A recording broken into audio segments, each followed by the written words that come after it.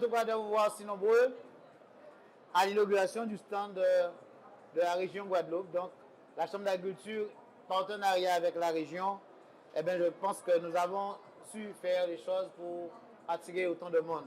Soit c'est Harry, mon président, qui a beaucoup de succès, ou moi-même. Alors, en tout cas, à deux, vous avez bien constaté que ça fonctionne. Alors, monsieur le président de la région Guadeloupe, monsieur le président du conseil départemental, monsieur le président du conseil, oui, je l'ai dit, la vice-présidente, la 6e vice-présidente, je l'ai vu, du conseil régional, en tout cas, je l'ai vu hier, monsieur le premier vice-président du conseil régional, monsieur les conseillers régionaux et départementaux, les parlementaires s'ils sont là, je les ai vus hier en tout cas, messieurs les élus municipaux, parce qu'il y a aussi des élus, notamment de la ville des Abîmes en partenariat avec nous-mêmes, messieurs les présidents des chambres consulaires, j'ai vu quelques présidents, collègues dans la foule, messieurs les présidents du syndicat agricole, vous savez tous que je fais partie du MODEF, je suis le président du MODEF en Guadeloupe, le MODEF national donc est avec nous, il aura l'occasion de prendre la parole tout à l'heure. Monsieur, mesdames, mes chers amis, en vos grades et qualités, chers visiteurs, chers amis. Comme il est bon de se retrouver, qu'il fait bon de vous retrouver. Pour reprendre la thématique de ce salon 2022, après cette année fatidique, on dirait, à cause de ce que tous nous savons, une année d'absence 2021, on aurait dit une éternité. À vous voir tout simplement.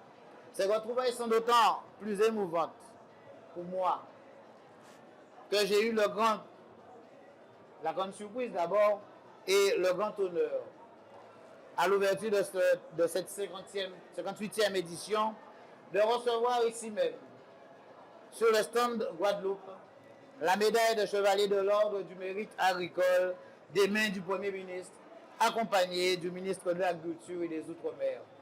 Je crois que, mes chers amis, ça n'arrive pas 2 fois dans la vie d'un homme d'être en même temps avoir 3 ministres de la République pour lui remettre une médaille. En tout cas, je m'en souviendrai peut-être toute ma vie, enfin ce qui me reste à vivre. Je tiens à l'ouverture de ce discours à réitérer mes remerciements et ma fierté, c'est que je partage avec mes pairs sur 2 mandats successifs.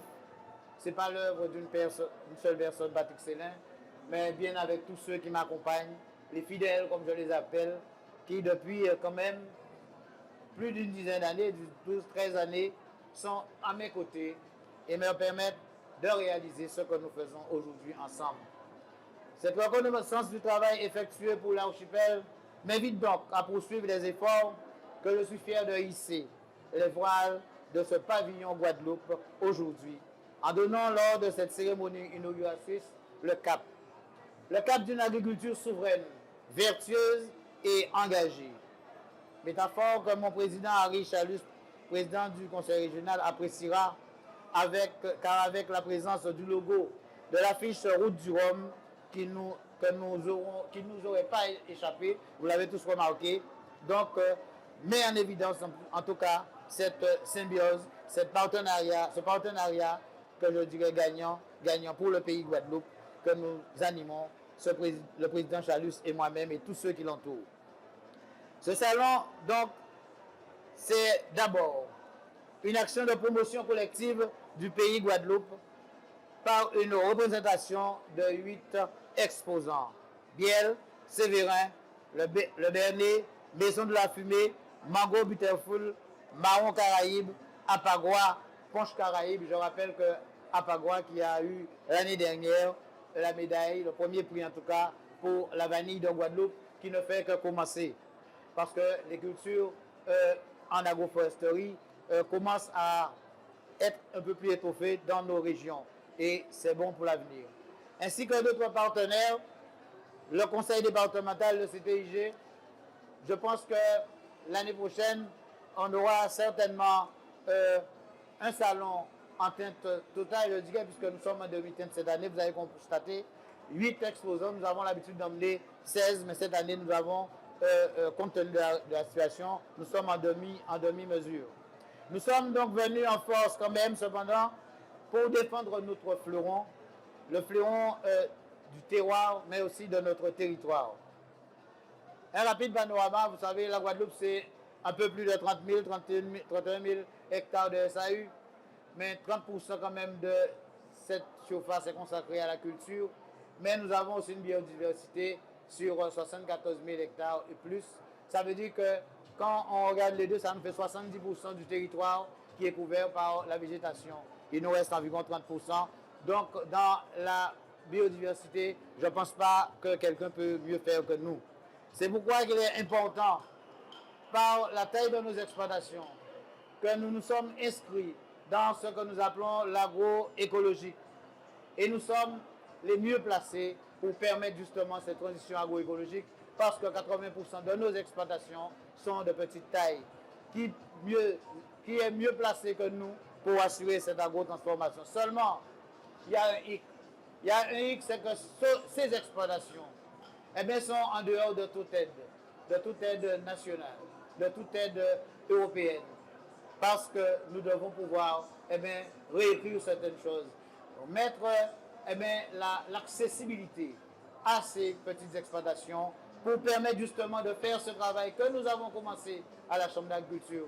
Nous avons mis en place AgriValor qui va collecter l'ensemble des déchets, des produits, des bidons, des sacs d'engrais. Donc nous sommes dans cette dynamique d'avoir une agriculture propre et belle. Nous sommes aussi sur la dynamique économique avec l'usine centrale que nous travaillons depuis quelques années. Demain, AgroPark qui est en marche avec la ville des Abîmes. Et je pense que d'autres projets encore comme cela vont encore émerger. Puisque la dynamique que nous voulons inculquer, c'est le bien manger, le bien-être du Guadeloupéen. Nous allions très bien à la Chambre d'agriculture l'alimentation, la santé et l'environnement. C'est notre leitmotiv. C'est pourquoi aujourd'hui, nous disons que dans le cadre des fonds européens et des fonds aussi franco-français, nous devons pouvoir inscrire cette dynamique parce que dans nos territoires, nous avons des petites exploitations et je vois mon ami Bertom en face qui prend les mêmes choses que moi à la Martinique. Nous devons pouvoir permettre à ces exploitations de s'inscrire dans cette dynamique parce qu'ils sont les mieux placés avec les surfaces qu'ils ont. Nous avons aussi créé chez nous ce qu'on appelle des ateliers paysans, permettre aux agriculteurs de pouvoir créer leurs outils à partir de ce qui existe pour pouvoir justement aller vers l'horizon 2030 à moins 50% de pesticides. Donc, cela est très important pour nous parce que nous avons un mauvais souvenir avec la chlordécone. Donc, nous sommes les premiers conscients qu'il faut aller vers une agriculture propre et saine. Mais pour cela, nous devons avoir l'aide des pouvoirs publics. Et c'est ce que je fais chaque jour. Et c'est ce combat-là que nous allons pouvoir mener si vous êtes à nos côtés, comme je le vois aujourd'hui.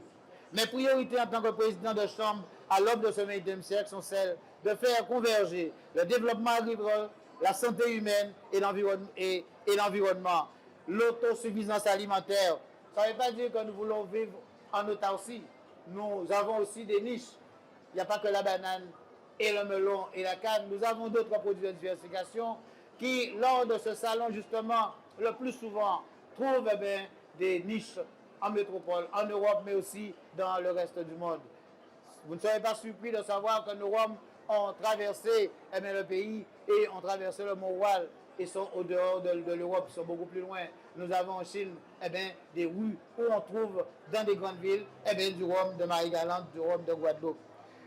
Mais nous continuons notre route vers une agriculture souveraine, une agriculture dynamique, résolument tournée de façon prioritairement vers des besoins intérieurs. Nous n'oublions pas notre population. Une agriculture encadrée dans une approche globale pour fournir une alimentation saine et culturelle, je me répète, appropriée.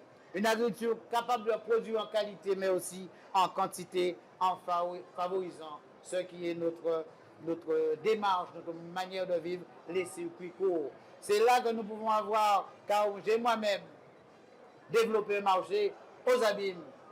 Et sur toute la Guadeloupe, nous avons des marchés qui fleurissent chaque jour, où les Guadeloupéens sont en capacité de se rencontrer, de créer les liens sociaux, les liens sociaux, parce que trop longtemps, nous avons perdu l'habitude de se rencontrer.